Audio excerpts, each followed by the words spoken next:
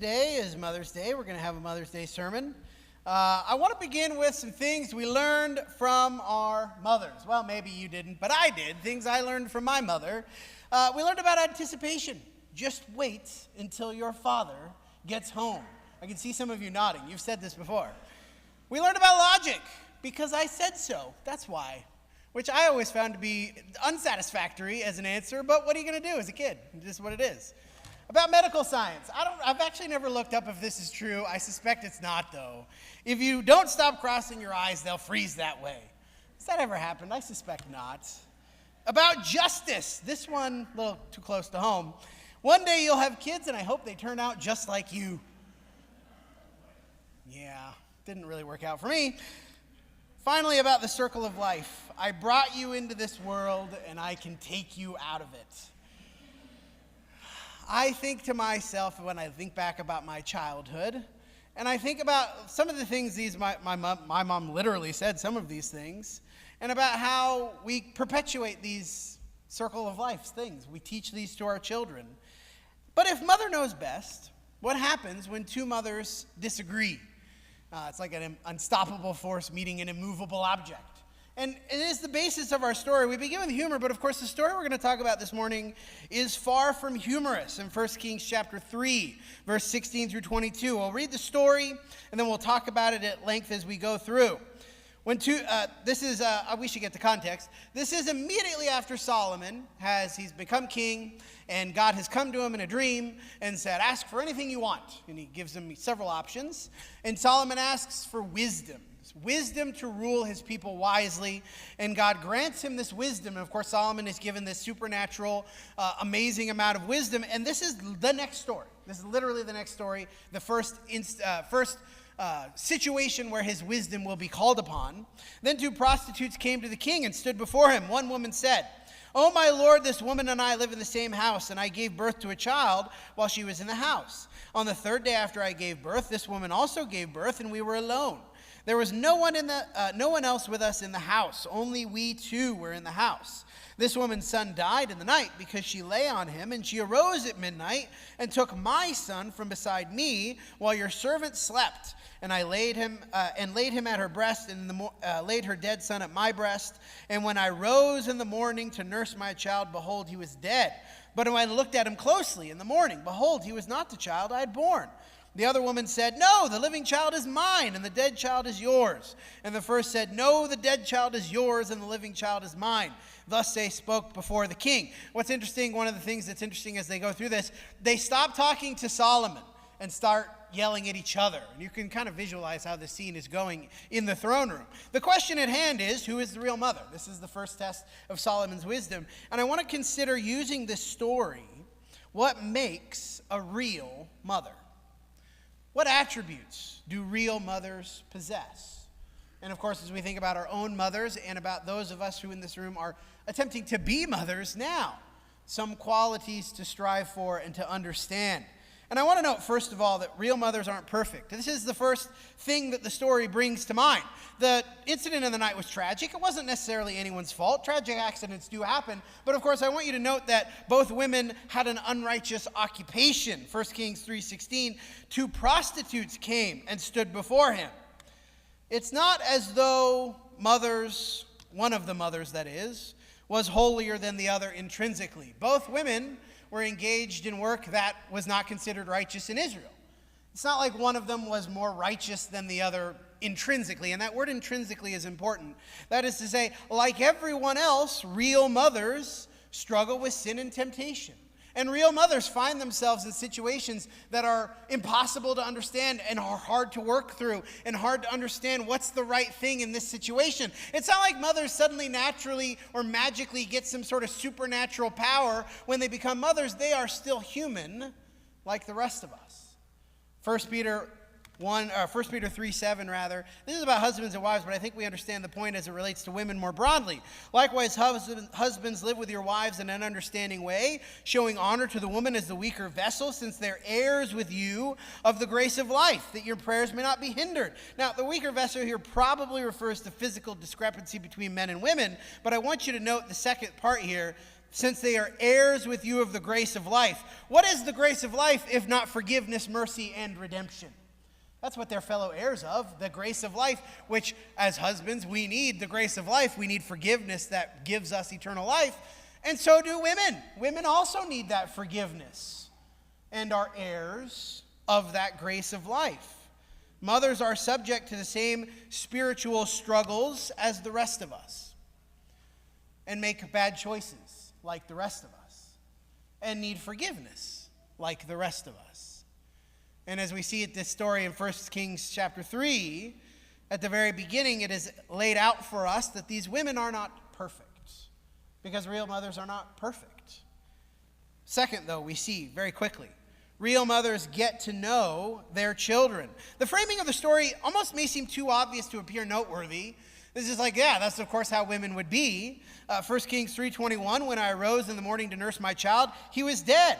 And when I looked at him closely in the morning, behold, he was not the child that I had born. And you might think, well, yeah, that's obviously, I mean, babies are different, obviously. They look different. They have different traits.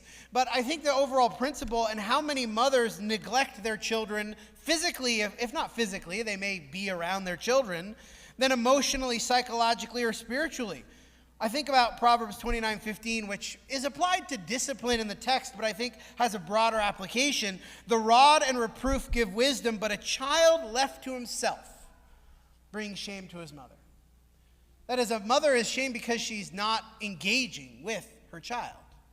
And the thing that brings this story to the attention of Solomon is a dispute that is recognized because the first mother immediately recognizes, this is not my child. This is not the one that I bore. Because real mothers get to know their children. And again, in the story, it's really based on physical attributes.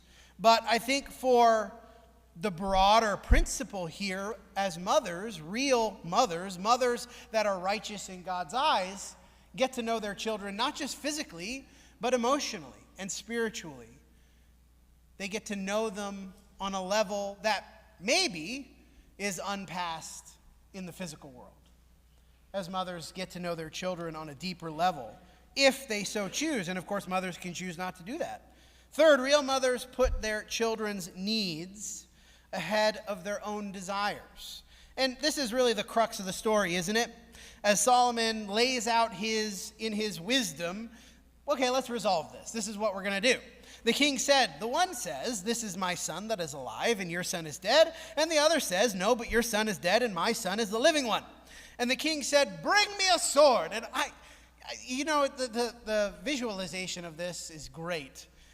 The king's up there, presumably on a throne. He's up high and mighty. The women come to him. And the way the woman, as she initially gives this sort of speech, she's very clear to be subservient to Solomon. I am your servant, right? Your servant, and that's how she frames herself, as the servant of the king. And as they're arguing, and she makes this accusation, and then they start talking to each other instead of Solomon, and Solomon's just sort of sitting up there, and the women are arguing back and forth. I presume that there's more in the story that really happened than is written, as it is the case in most Bible stories. And then, I don't know, at some point they're arguing back and forth. Solomon gets their attention and says, bring me a sword. And immediately the women, I think that would sober them right up. What is he going to do with a sword? Is he going to kill one of us? Like, what is he going to do? So a sword was brought before the king, and the king said, divide the living child in two. Give half to the one and half to the other. And the woman whose son was alive said to the king, because her heart yearned for her son, O my lord, give her the living child, and by no means put him to death. And the other said, he shall be neither mine nor yours, divide him. I think there's an interpretation of this text that really looks quite negatively on the second woman, which may be rightfully so. I do think there's a level of despair or cruelty displayed by this woman that can only come from deep grief. Remember, her son has just died, and it has not even been presumably 24 hours. And I don't know how you would feel 24 hours after the death of your child, but there is a level of despair on display here in the depth of her grief. Fine, be done with it. Let him be dead. Now the other woman, her heart yearning for her son, says, O Lord, give her the living child. And out of the depth of her fear, her love for her child, she's willing to forego her own emotional needs for the sake of her child. And this was indeed the test devised by Solomon, I believe through his supernatural wisdom. And I doubt Solomon ever intended to follow through on the threat. Like, this is not a thing that he was going to do, so much as this is a test that he has devised to figure out which mother is the real mother of the child. And when Paul wanted to make his affection for the church clear, he used the example of this kind of motherly sacrifice when he's talking to the Thessalonians and he's wanting them to understand the depth of emotion that he feels for them. He compares it to the love of a mother because it is a universal human constant. We understand that real mothers love their children so much that they sacrifice. 1 Thessalonians 2, 7 and 8.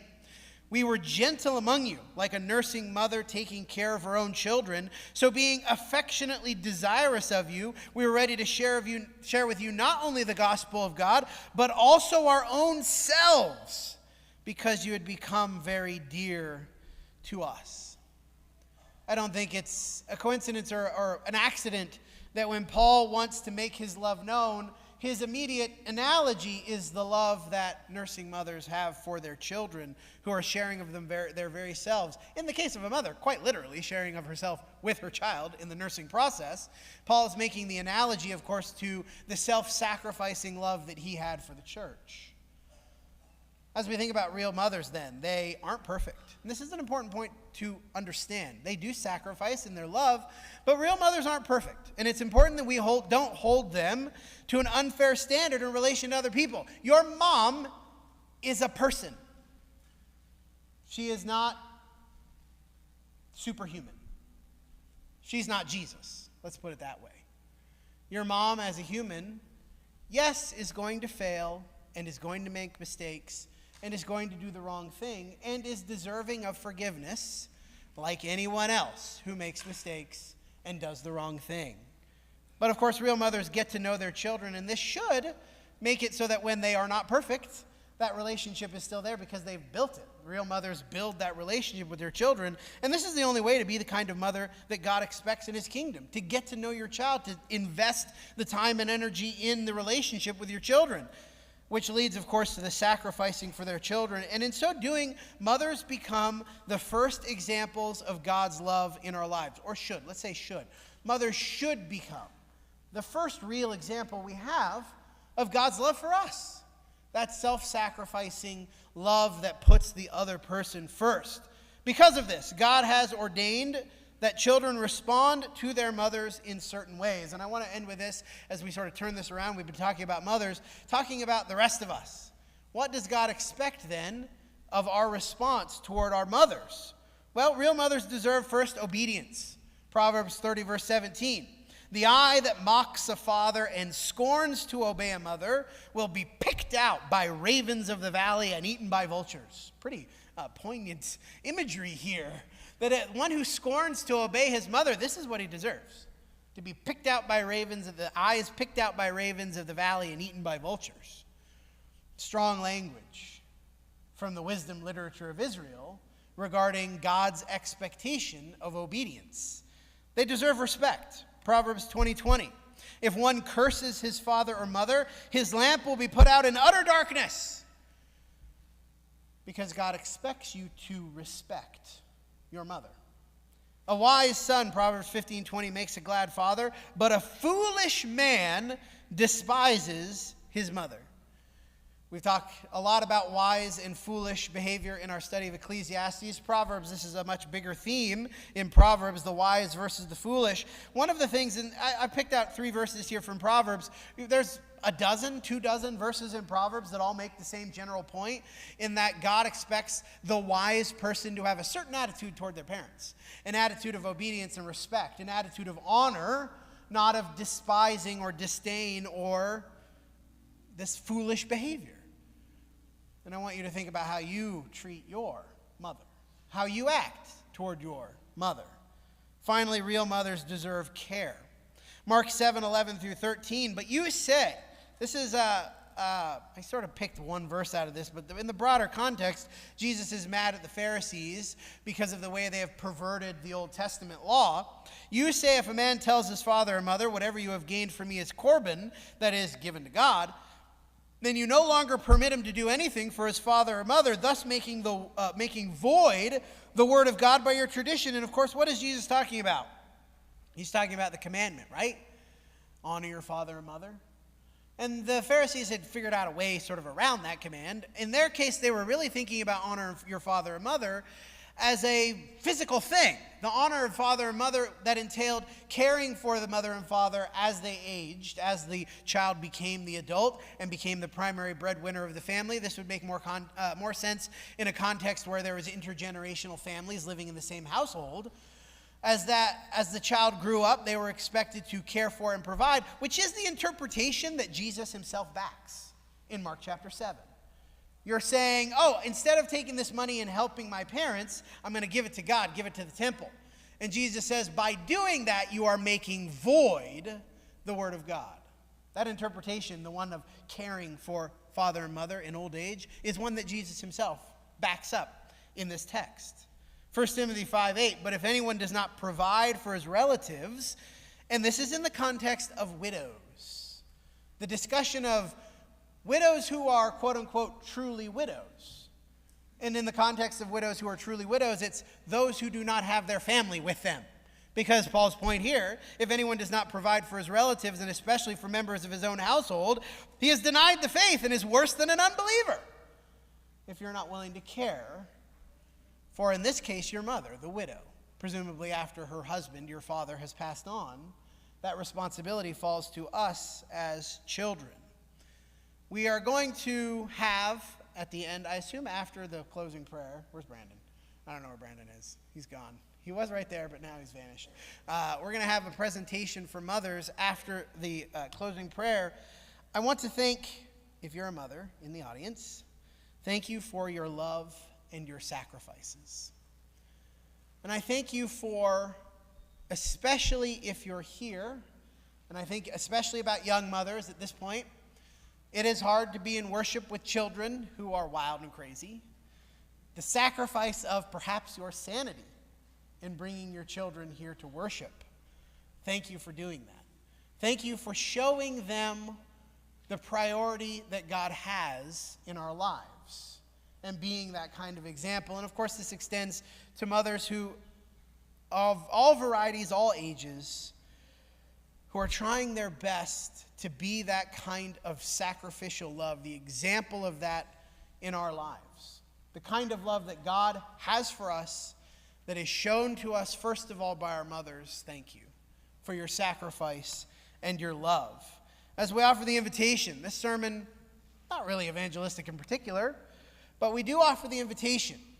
Jesus says, whoever has left father or mother will gain in this kingdom 100-fold, because as you look around, you see mothers by the dozens, spiritual mothers, mothers who I know have been not just my wife, but women in this congregation who have been mothers to my children,